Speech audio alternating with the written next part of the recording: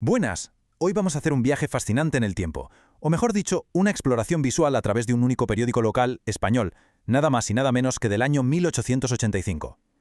El objetivo de este análisis es entender cómo una nación entera maneja esa ansiedad política profunda a través de, simplemente, la acción comunitaria de base. Es ir desde lo macro hasta lo micro, y os aseguro que nos va a revelar muchísimo sobre la naturaleza humana y cómo era la sociedad de aquella época. Bueno, vamos a meternos de lleno en esto. El documento histórico que tenemos entre manos es una auténtica maravilla. La edición del 12 de diciembre de 1885 de El Oriente de Asturias. Era un semanario local que salía todos los sábados en la villa de Llanes, en el norte de España. Literalmente, abrir sus páginas es como asomarse a una ventana directa a las preocupaciones, los miedos y, sobre todo, la vida cotidiana de una comunidad de hace más de un siglo. Y a ver, el tono inicial de este ejemplar es, sumamente sombrío. El director del periódico arranca lamentando una pérdida inmensa y deja esta frase para la historia. La dicha no se conoce y aprecia bien mientras dura. Es preciso perderla para llorarla. Aquí hace referencia directa a la reciente muerte del rey Alfonso XII. Claro, el editor expresa un temor palpable frente a lo que viene, a ese futuro incierto, y llora el posible fin de lo que él mismo describe como una década de paz y progreso. Pensadlo bien, hay un miedo tremendo, un miedo muy real a perder toda esa estabilidad social e institucional. Sección 1. El trauma de Cartagena, recordando el caos de 1873. Y claro, este miedo a la inestabilidad no surge de la nada, no es infundado. El periódico incluye una columna súper extensa, muy de opinión, llamada Desdichas Patrias, donde recuerdan el motín de Cartagena. Básicamente, los sectores conservadores usaban estos eventos como una advertencia brutal sobre la rebelión cantonal, que, para ponernos en contexto, fue este movimiento durante la Primera República que buscaba dividir el país en pequeños estados independientes. Según el autor, que afirma haber sido testigo presencial, aquella rebelión fue el resultado directo del fanatismo político y de, cito textualmente, imaginaciones ofuscadas. Para que nos hagamos una idea de la magnitud, el artículo traza un deterioro rápido y catastrófico. Todo arranca en agosto de 1873, con una insurrección donde unos soldados amotinados proclaman el cantón. Así, directamente desde un balcón. Con el paso de los días, la disciplina militar brilla por su ausencia, y esto desemboca en actos extremos como el incendio de la fragata Leal Tetuán a manos de criminales. Pero lo peor, la tragedia definitiva, son esos últimos días con la voladura del parque de artillería de Carlos III. Hablamos de una inmensa explosión que sepultó bajo los escombros a 800 ancianos, mujeres y niños. Una verdadera locura. Entonces, para el editor, hay un contraste absoluto aquí. Por un lado, rechaza frontalmente lo que llama teorías idealistas. Admite que, pueden sonar bellísimas y seductoras sobre el papel, pero argumenta que en la práctica solo conduce inevitablemente al motín, a tener ciudades en ruinas y a derramar la sangre de hermanos. Frente a todo ese caos, clama por una realidad práctica, una realidad basada estrictamente en la paz, la justicia y el orden. Defiende, en definitiva, la libertad de ese hombre honrado que, simplemente, se mueve dentro de sus derechos y deberes. Así que el punto clave aquí es cómo respondió la gente a esto. Sección 2. Una solución cívica local. La llegada de el Fomento de Llanes.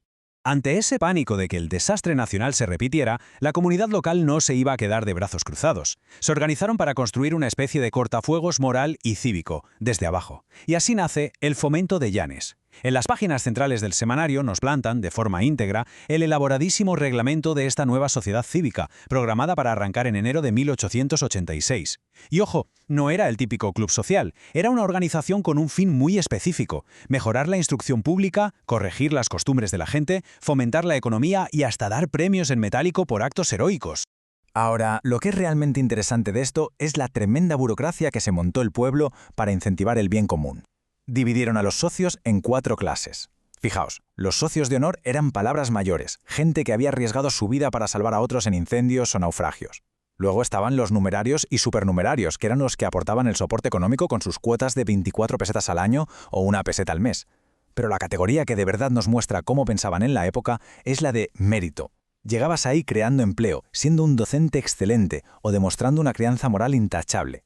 O sea, la sociedad recompensaba acciones súper concretas. De hecho, actuaban como una red de seguridad social de base increíblemente organizada. Para ganar ese mérito, te pedían cosas como dar empleo a 15 o más trabajadores durante medio año, impulsando así el pueblo. O premiaban a quien abriera una cooperativa de alimentos que fuera un 10% más barata. También ofrecían lo que hoy llamaríamos microcréditos a obreros, con un interés máximo ridículo del 3%. Y aguantad, que también había premios a la moralidad en casa. Te daban puntos si educabas bien a 4 más hijos y demostrabas atención, no haber pisado una taberna en todo un año entero. Vamos, un verdadero reto para la época sin duda. Sección 3. La vida cotidiana en 1885. El comercio continúa. Y esto ilustra de maravilla cómo, a pesar de las grandísimas crisis nacionales y de estas reglas cívicas tan estrictas, la resiliencia del día a día es fascinante. Si hacemos zoom a nivel micro, el comercio no paraba. Las últimas páginas del periódico están llenas de anuncios que nos muestran una economía local vibrante.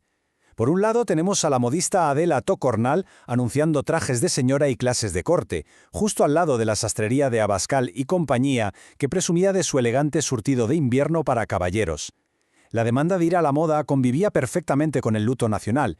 Para poner estas cifras en perspectiva, estos anuncios nos chivan cómo estaba realmente la economía en la calle.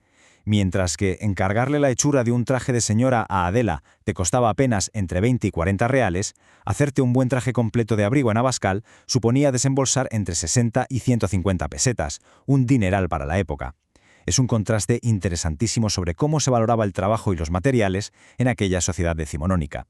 En resumen, la normalidad abarcaba absolutamente todo.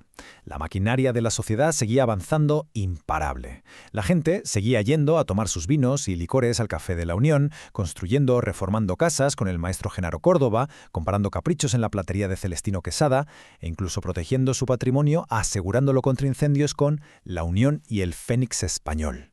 La vida, con todo su esplendor y trajín comercial, simplemente seguía su curso.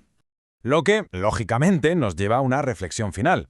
Al ver este contraste tan brutal entre el terror a la inestabilidad política nacional y esta respuesta tan proactiva del Fomento de Llanes, nos surge una duda enorme. ¿Es la organización cívica a nivel local el cortafuegos definitivo contra el caos generalizado? Es una lección asombrosa que nos deja el año 1885 y que nos invita a pensar seriamente en cómo nos organizamos y cómo reaccionamos ante nuestras propias crisis hoy en día. Da mucho que pensar.